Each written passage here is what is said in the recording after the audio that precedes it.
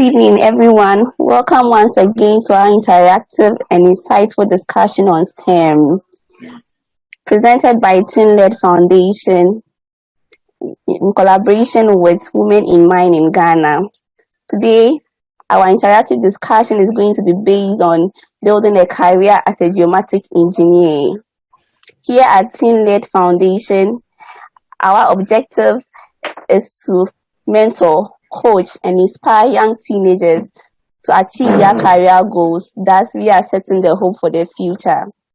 Today, we are very privileged to have the only women surveyor in mining in Ghana. And she is in the person of Miss Eunice Mawunyo Dzokpo. Madam Mawunyo Dzokpo, welcome to Team-led Foundation page. Thank you. Okay, viewers out there, please, as time goes on, you can write your comments on the comment section on Facebook, and you can also type your questions on Zoom at the chat box as time goes on. So, Engineer Mawunyo Dzokpo, please, can you tell us a little bit about yourself, where you hail from, your educational background from high school to the university level? Okay, let me start with where I come from. I'm from the Volta region, a village called Nyangostren, which is found in the Afajato South District. Even though I come from the Volta region, I didn't start my basic education over there. I started in the Eastern region, and then I continued with my secondary education in the Volta region, for which I attended Pando Secondary School. Then from there, I went to Western region and I attended University of Mines and Technology, where I pursued the BSc Geomatic Engineering. So technically, I'm a geomatic engineer, which we call in Ghana surveyor. Okay, interesting. Thank you. Please, what influenced you studying geometric engineering? Let's say any inspiration or motivation that pushed you in studying geometric engineering? Apparently, I'll say I was influenced through my dad's job. My dad used to be a planning officer, and they work hand in hand with the town and country planning team. So one day he took me to the field when I was in class 6. Good. He took me to the field and I saw somebody measuring. So taking tape measure, measuring something on the ground. So I asked my dad, what is that person doing? So he introduced me to the person to inquire more about what the person was doing.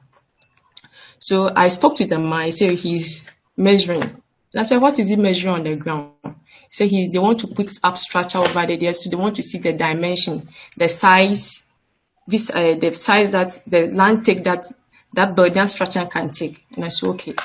So after some time, when I got to GSS, I realized that I had that interest in mathematics and physics. So when I went to the secondary school, I really pursued science. And looking at the background of the geomatic engineering vis-a-vis my interest in maths and physics, I realized that it would be easier and cheaper for me not to go and stress myself at the university. So I went in for the geomatic engineering. That's how come I'm a geomatic engineer. Okay, interesting. Okay, still on your educational background, during your educational studies, was your class male-dominated or female-dominated during all stages, from junior high school to senior high school to the university level? Yes, apparently I'll say I have been the fortunate type being in the male-dominated even from primary school till university. If I really recall it, GSS were a class of 45, and we the ladies were only 4 in a class. Wow. And when I got to the SS2, similar thing happened.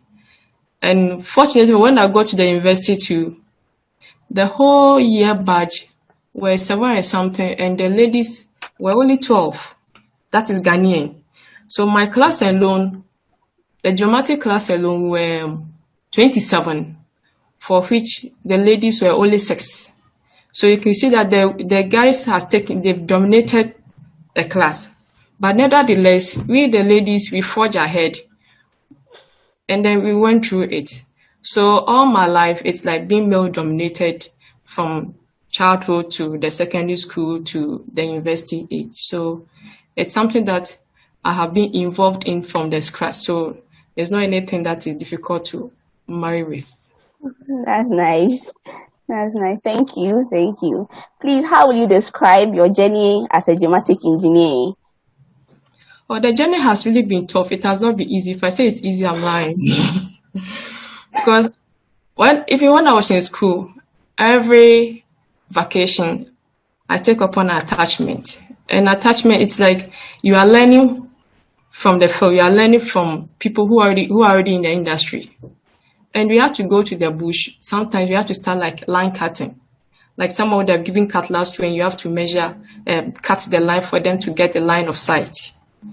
Okay. And with that, I even went to the mines and you have to wake up as early as 4 a.m., travel a distance of maybe 1 hour to your workstation before you can work.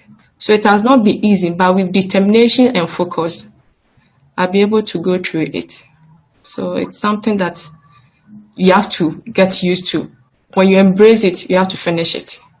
Okay. Thank you. Thank you.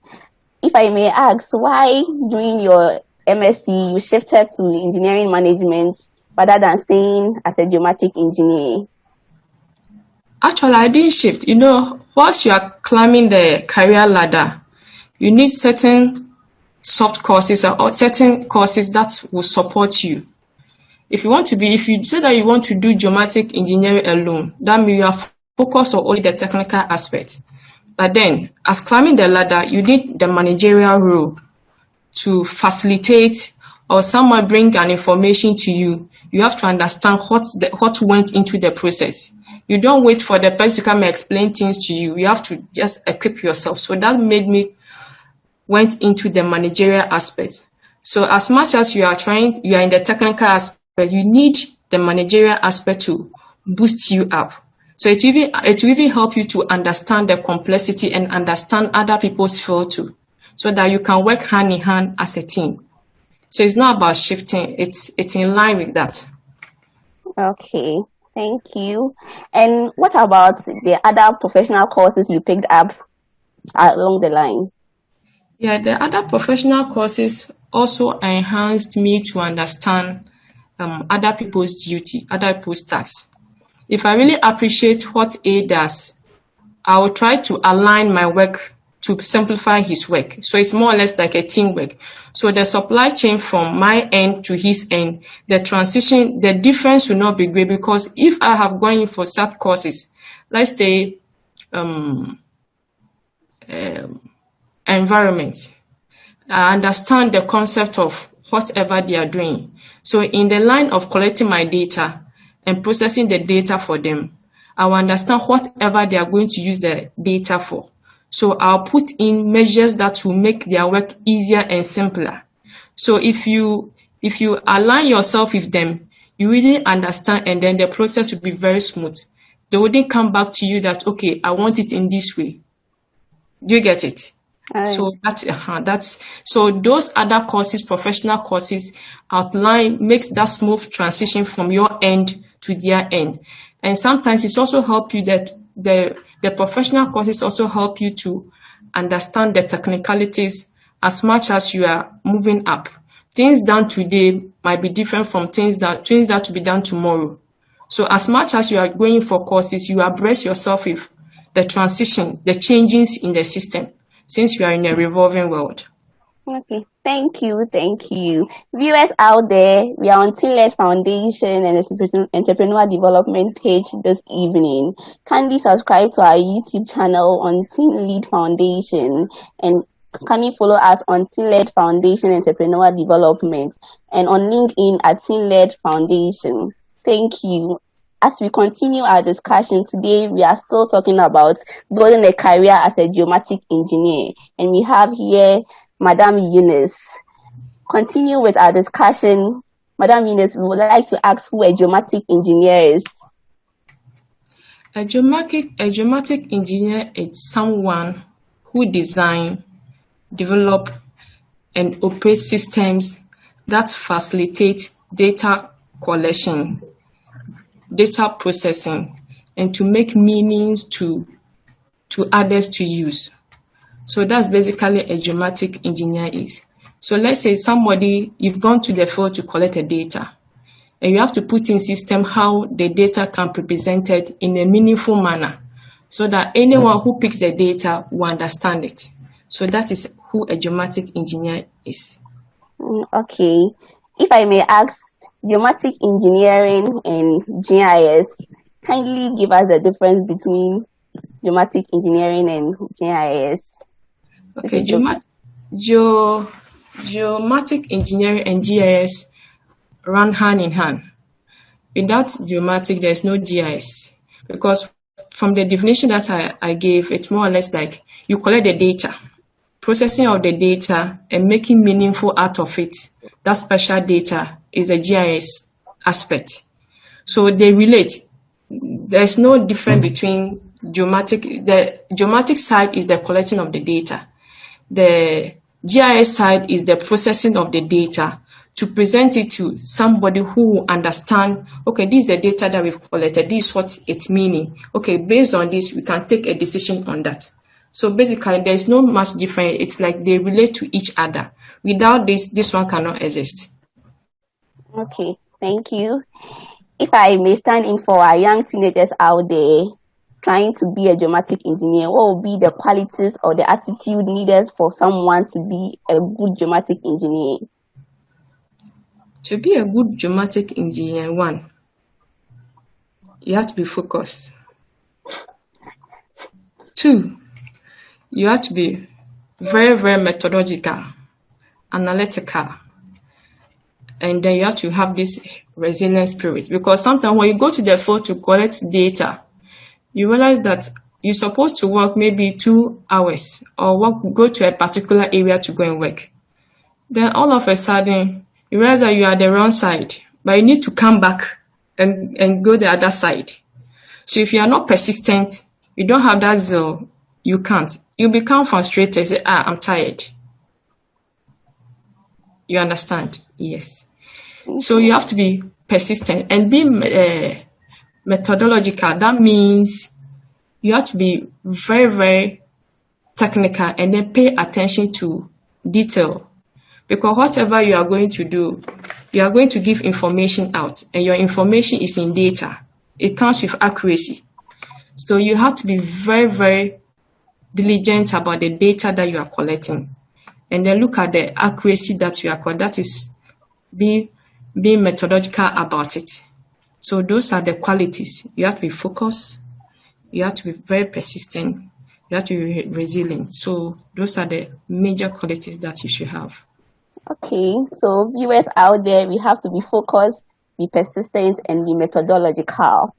Okay, please, if I may also ask, what are the other professional courses you undertook or you are still undertaking? Because I know you are still undertaking other professional courses. So if I may ask, can you just highlight any other professional courses one can take as a geomatic engineer? Okay, as a geomatic engineer, for instance, as I speak now, I'm into quality too, because the data that you collect, you have to assess the data and see the credibility of the data and see the variance in the data. So if you go in for such courses, it gives you a different dimension of just collecting data. You know what you are going to use the data for.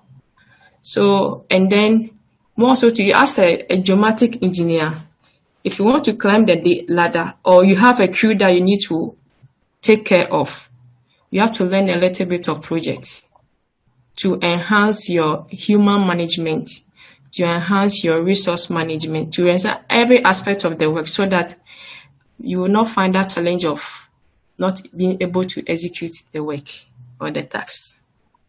Okay. So there are a lot of things that we need to do to upgrade ourselves. But then if you want to look at the mainstream geomatic courses that you need to do, maybe after your degree, you can go in for photogrammetry, remote sensing, hydrographic surveying. That means surveying the sea and other stuff, because we also work in the marine industry. Wow. So we are cut across, just that we work under people, so it's not visible for others to see that we are everywhere. So geomatics is the eye of everything. Okay, so you guys are the eye of everything in the world. We are the eye of everything in the world. Sure, thank you for that. Okay, as the discussion continues, please, you can write up your questions at the comment section, and you can type your questions at the chat box on Zoom. Thank you. Madam Eunice, please, what's your job routine on a typical day as a geomatic engineer? Per my current role, it's more or less 24/7, because we do run night shift, so I have an oversight responsibility during the day shift and night shift, for which I can be called at any time. But on a daily basis, my day starts from 5 a.m. and Wow. ends somewhere 6 p.m. Because 5 a.m. I had to finish and come to the office quickly for them to hand over whatever has been done in the night to me. Then I'll see where the challenges are and how we can resolve it. Then we wait till the night shift guys come hand over things to them. So aside that, I have that oversight responsibility, so I'm not supposed to sleep deeply.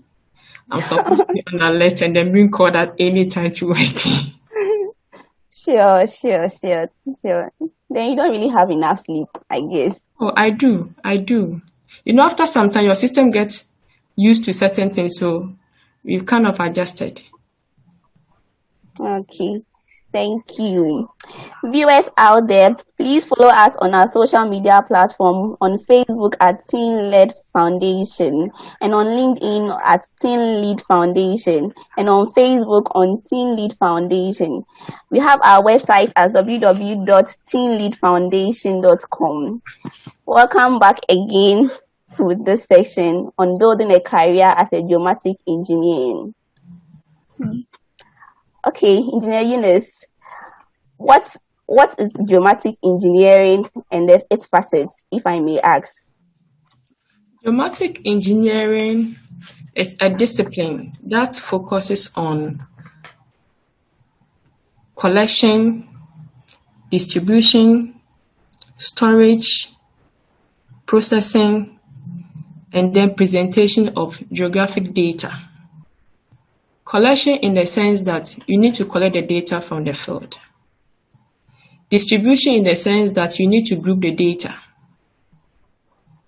Storage in the sense means you need to keep the data that others can easily get access to it. Processing means you need to put the data in a presentation, process and present it in a way that anybody can pick it and then make meaning and take decision out of it. So that is basically geomatic engineering. So at the end of the day, what the outcome will be used to serve society. Okay. Thank you. And if I may also ask, what is the relationship between the geothermic engineering and geomatic engineering? Geothermic engineering.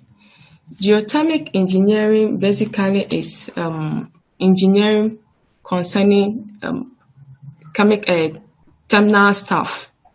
But the geomatic engineering, it's more or less collecting a data.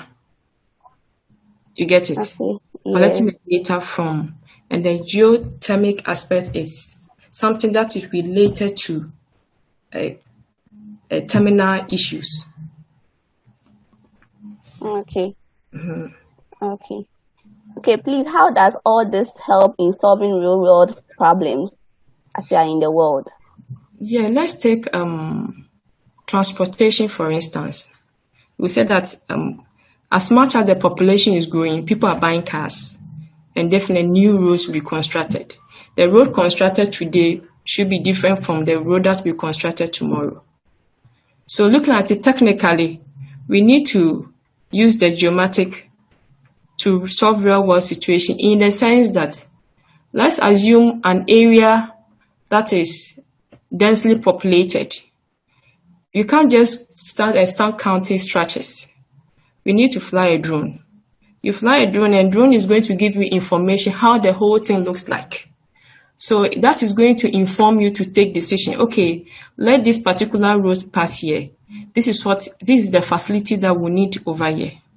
Another way we can apply geomatic is maybe siting of business centers. Before you can even site a business center, you need so many parameters that you need to put in place.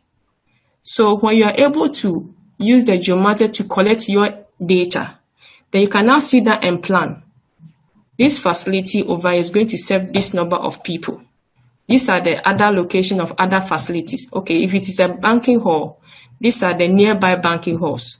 So at the end of the day, it helps us to take decision and to plan ahead. Okay, thank you. Engineer Eunice, we have a question here on Zoom, and it reads, can you mention any area in geomatic engineering where one can work in the marine side? Now, let's take the hydrographic, for instance, which is part of the marine. Even in the oil and gas, we have offshore and onshore. So you can work, it's also marine. Hydrographic surveying, we have to look at the depth of the seabed. It's also surveying, right? Yeah. So those are the areas that, when we go down, they will measure the depth, they will know the seabed. That's why we can say, okay, this area, it's maybe 5 points or 1 point or 2 points being measured. So that is the aspect of it. I'm liking it. Now I want to shift from public health to being a geomatic engineer. It's really interesting. Okay, any job opportunities as a geomatic engineer, if I may ask? Yes, if you're a geomatic engineer, you can work in the mines like what I do myself. You can be in the construction field. You can be a GIS analyst, a database analyst. You can work in VR, because we are found in every field. Every field. Even the health sector, we find ourselves over there. Because it is a database analyst who will put your data together before we can, okay, this should go here, this should go here, this should go here. So without us, the world comes to a standstill. Okay, thank you. My next question is, how can Ghana strategically use geomatic engineering for its development? Yes.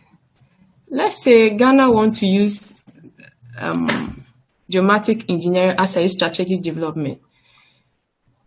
In a sense that, taking the health sector, for instance, what the new government has they've introduced. We want to distribute blood to certain centers. How then do we get information to know that this hospital is at this location, this is the distance from this hospital to another hospital? So when you use the engineering, the geomatic engineering, you can know that hospital A is this distance from hospital B.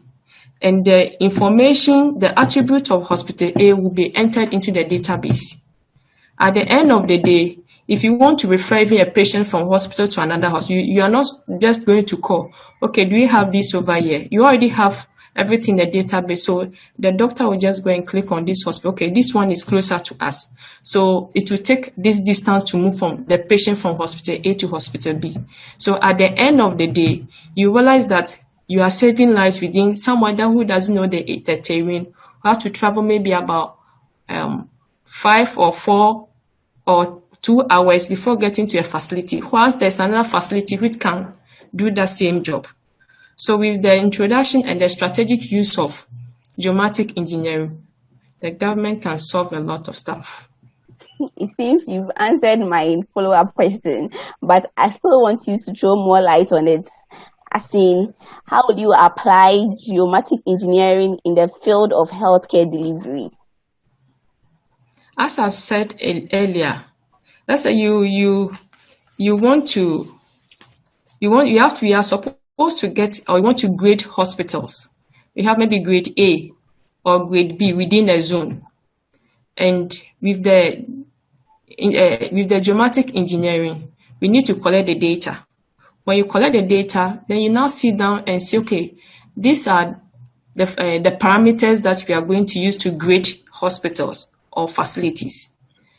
With this parameter, A, B falls under this. But if you don't have the database, how then are you going to group them or to zone them or to grade them? So it's an aspect that we can use geomatic engineering to do that with the help of the GIS, because they work hand in hand.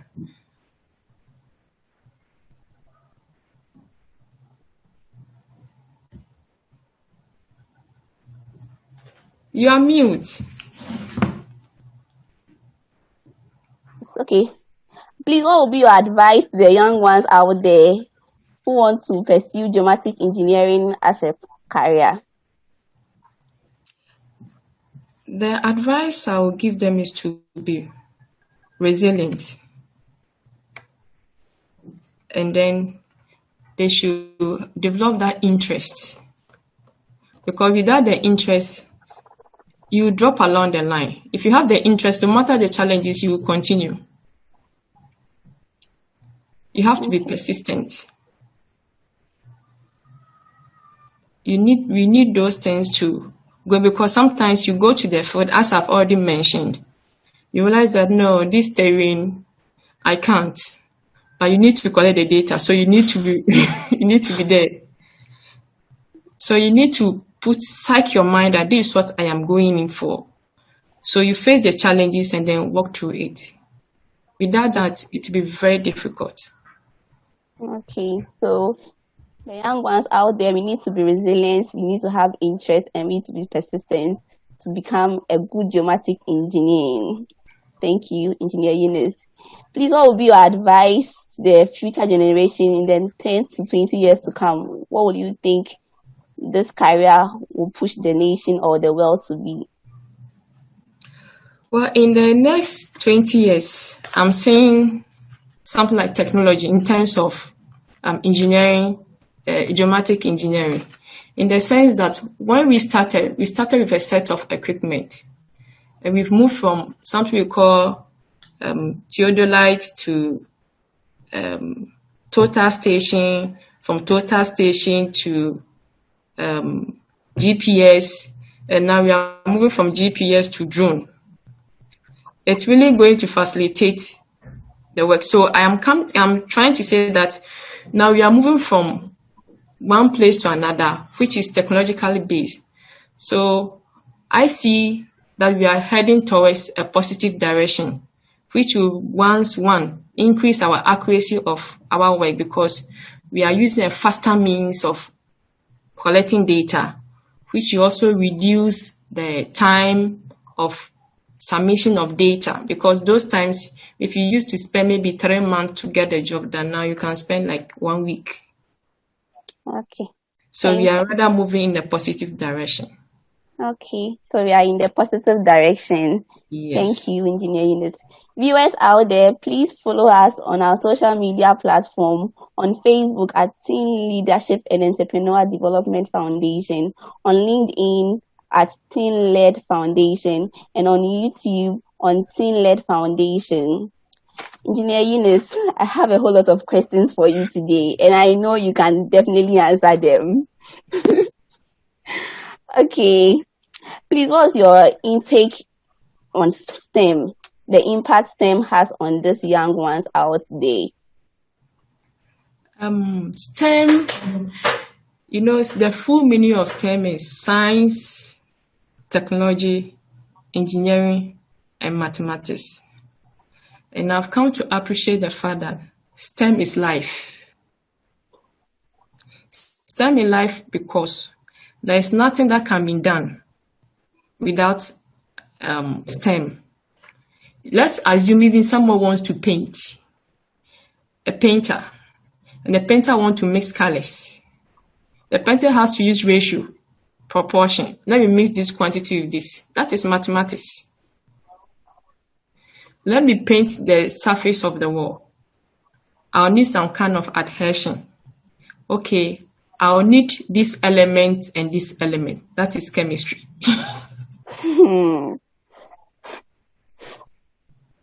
I'll need this and this. That is technology. Wow. So I see STEM to be life. Whether you are in the engineering field or non-engineering field, we are indirectly practicing STEM in one way or the other. But it's not something that we've seen consciously. Okay. So I see STEM to be life. Everybody is using science. Everybody is using technology. But just that we are looking at the technical aspect of it, that with A, B, C, what is the rationale behind A, B, C, D? Then there can be a continuous improvement. If you are doing something A today, tomorrow we should do it better. That's why we are kind of advocating for this.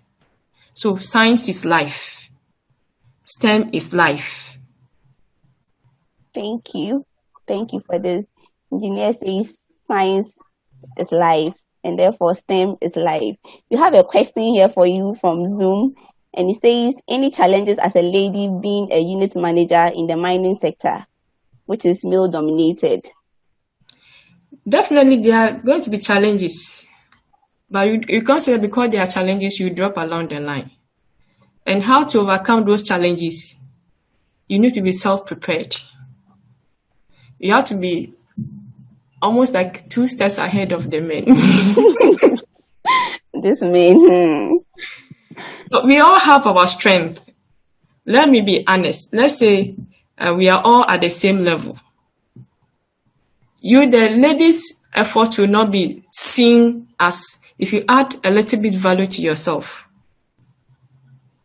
We all have our strength. So as a lady and as a unit manager, you need to be up. You need to be disciplined. You need to be focused. The first of it is to be very, very disciplined. If you are really disciplined, when they are coming to you with issues, they themselves will weigh the issues before they even present it. And if you have a good relationship with them, they will carry you along. Okay. So it's about human management in that aspect. And you too, as a unit manager, you might have subordinates who are men and are older than you. You need to find a way of managing them so that you get the job done. You need not to be bossy.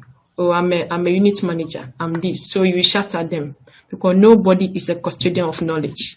They can make you and make you. So you need to respect everybody in the organization, regardless the position of the person.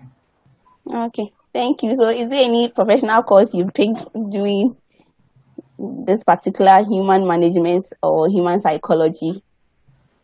Yes, I did a little bit of psychology when I realized that I'm entering the managerial role. That is not too long ago. And then with reading, I like reading a lot. I can go online, then download and then read. So I'll say that's psychology. And then there are some books that we need to read to get from the technical side and then come to the human management aspect of it. So you need to upgrade, and I've really done that. Okay. My next question, and it reads, what is your perception to the Ghanaian teenagers' mindset that higher education is only for those who want to be in academia and only think they should just have a PhD? Oh, for that one, I bet to differ with them. Honestly, higher education, okay, it gives you the platform, it gives you the network, and it changes your perception, your thought line. Let's say you are doing something in a way, and then you continue doing that. Whilst you are there, you don't really even realize that you are making mistake. You move a little bit away and say, no, I can do this in a better way and get another result, better than whatever I was doing. So when I hear people say, oh, higher education for people who want to do PhD and become lecturers. Lecturers, you can do your PhD, you can be in the field working, and you make your money because you add value to yourself. You become somebody who is versatile because you are adding the practicality of whatever you are doing to the field, to the academic staff. So at the end of the day, you become so rich in your field so that even if they ask you, you are sleeping, they ask you any question or anything pertaining that line, you can get it. And this also help us to get consultancy job. Let's say you have done your PhD and projects are coming, and then you have a lecturer who has the link and you know that you are good at this. What will the lecturer do? Good. So it's not for lecturing or PhD staff. It's to enhance yourself. It's to network you, market you over there for you to meet new people and then discuss new stuff. That is when you can add value to yourself. That's when you can add value to the society. But if you are doing the same thing the old way and not adding value to yourself, then we are not making any headway. Okay, thank you. Okay, from my research, I found that you are the president for Women in Mining at Asanko Gold Ghana Limited, and the only female surveyor in the Ghana mines. And in fact, you are doing good. If I may ask you again, we have this kind of stereotyping that males are for engineering and females are for social sciences. What is your take on that? That's one I beg to differ. You know, we ladies or women, we pay attention to details. In engineering, we need to pay attention to details. It's not only in the geomatic field. In other field, you've collected the data. You have to look at the data very well and see whether there are variances in it. 2, you are working on something or you are putting a budget together. Women are very particular about, okay, let me test this and see whether this is fine, or let me get this and see whether this is okay. So even the men also have their role to play, and then we, the women, too, has our role to play. We can't take that one away. Everybody has his or her strength and his weaknesses. So the best thing we as ladies to do in the engineering or in STEM is make sure that we get the right thing done. And then we shouldn't be too over complacent of what we know. We should add value to ourselves. So I don't think engineering is meant for men. We have the role to play in that field. Okay. So the engineering are for both males and females. Female, yes. Yeah. And I think women do better than the males. Oh, we do better. We do better in terms of critical stuff. You see, sometimes they will take a decision. You take you do things, you get things done to satisfy the society, to make the society better off. But if you take a technical decision and then forgetting the soft aspect of which is going to render service, then at the end of the day, you are not meeting your customer. So we women come in, okay, why won't you add this to it? Why won't you take this one off? So it makes it so holistic and so complete.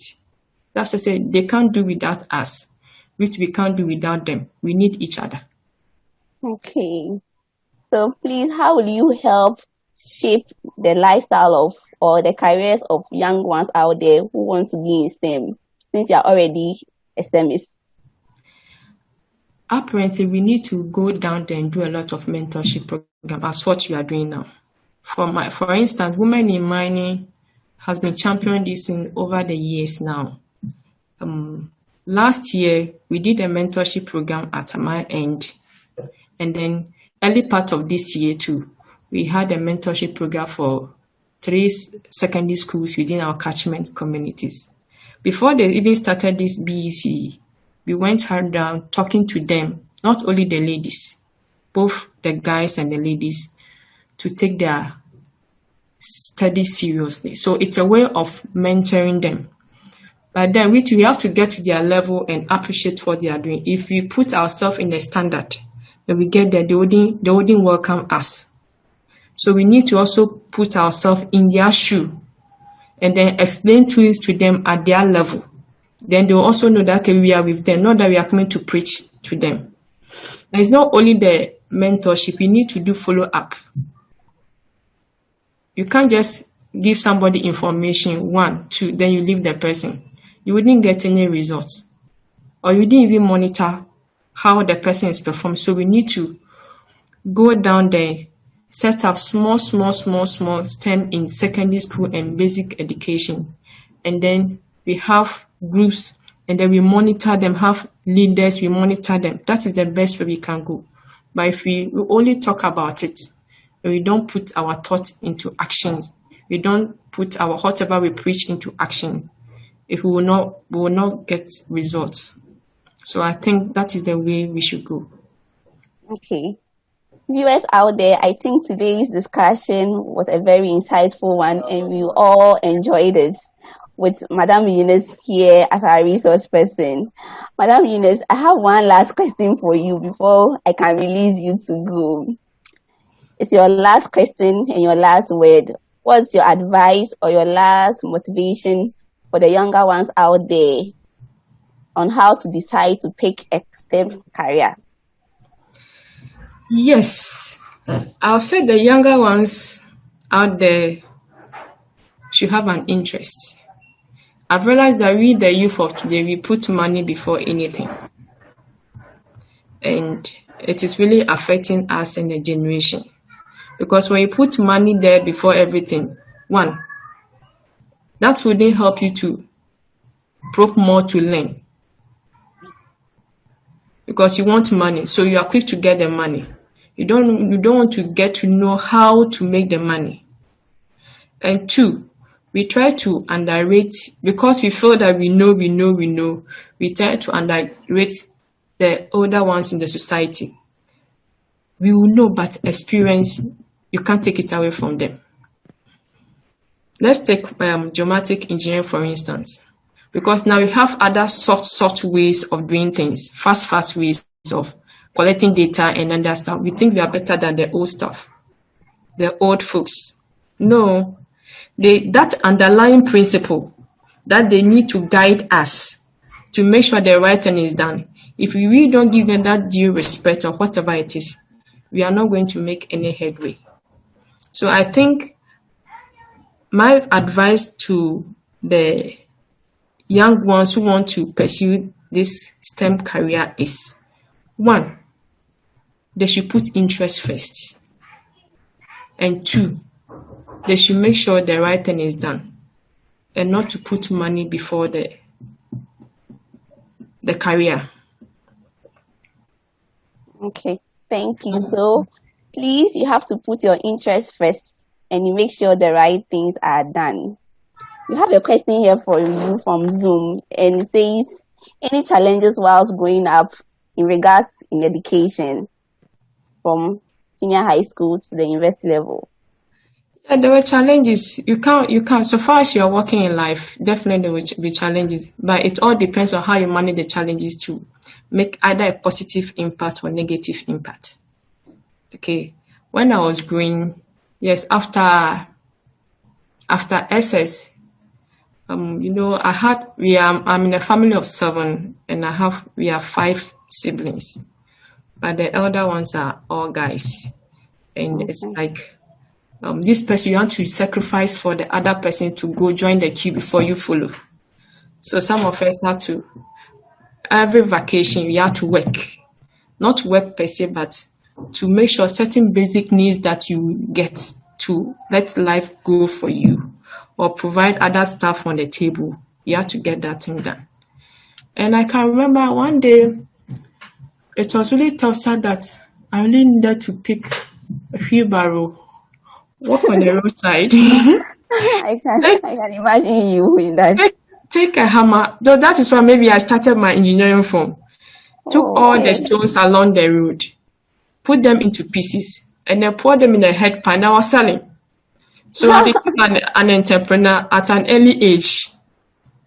So there were a lot of challenges, even going to the field. When I entered university, I had to, every vacation I was on, attachment. And attachment is not sitting down in the office. I was sleeping in the bush. I was sleeping in tent. One day snake came into the tent. Oh, What can you do? That is the profession that you chose, so you have to go in for it. So definitely there will be challenges, but it all depends on how you manage the challenges to make the headway. If you are focused, determined, nothing will push you down. okay. Another question on WhatsApp. The person is asking, where did you get your MSc, which is your master's degree? I did that with Coventry University, UK. Yeah, that's where I had my MSc.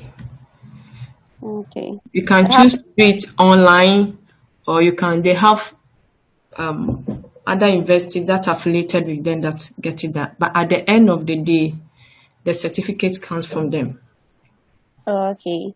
So was there any challenges as in studying from Ghana then moving to the UK to do the masters? No, I didn't move to the UK. It's kind of online course that I Okay. did. Yes. Okay. And more or less we had some taught classes, some few, then you continue with that. But the challenge was that I was working whilst doing my master's. So you can see how tough it is. For almost a year, I didn't go home. Because all my off days had been calculated into the days that I was taking for lectures. Okay. So you have to sacrifice for something. So I had to talk to my parents. Okay, within this time, I wouldn't be coming home because I am on this program. Okay. Thank you. Viewers out there, thank you for joining today's insightful discussion on building a career as a geomatic engineer. And we had here as our resource person, Engineer Eunice. Engineer Eunice, thank you for hosting us, or thank you for allowing us to host you for today's program. We are much grateful for availing yourself You're for the welcome. young ones. You're Thank welcome. you. Thank you, sir.